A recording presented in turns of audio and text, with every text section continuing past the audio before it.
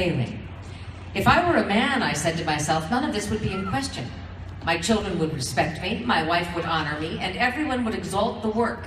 But turn the knife just slightly to the left, and what you have is a harried woman sneaking out before dawn, cracking the whip for 16 hours on a soundstage, creeping back home under cover of night, forever explaining, forever apologizing, forever in conflict. Picasso wasn't in conflict. You could bet your bottom dollar on that. He said, "Scram, I need to work." And his mistresses and their spawn ran for the hills. Dickens wasn't in conflict. He had 10 children and wrote as many novels in almost as many years because it was both understood and appreciated that he was gifted, famous, and rich. The male artist has always been respected.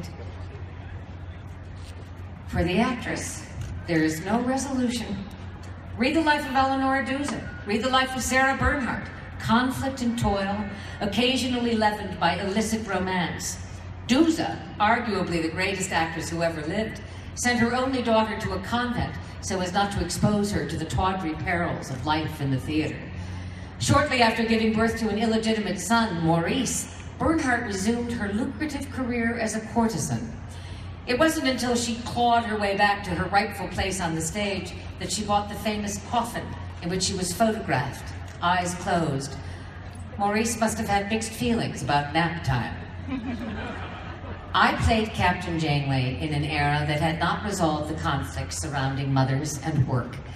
The major studios were still struggling to present their actresses as superwomen. No one wanted to hear about the difficulties of raising children. Not really. It was only acceptable to talk about rising above these difficulties and managing to do everything well, to contribute to the great myth.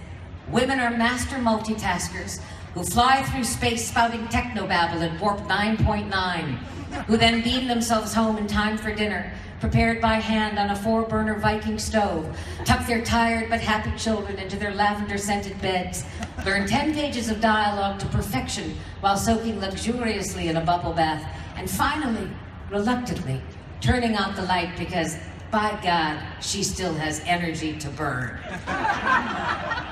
I sighed and got up from the chair. I dropped a light kiss on Ian's brow, and then, as an afterthought, gently stroked his hair. Such beautiful hair, such a beautiful boy. I turned out the hall light and looked in on Alec before I headed upstairs, the hand outstretched, relaxed, beckoning. I tiptoed to his bedside, knelt down, and kissed those fingertips one by one. He didn't stir.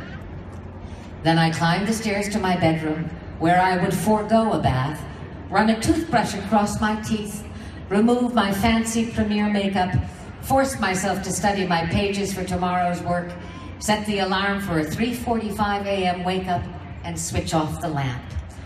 Multitasking indeed. Here you are, madam.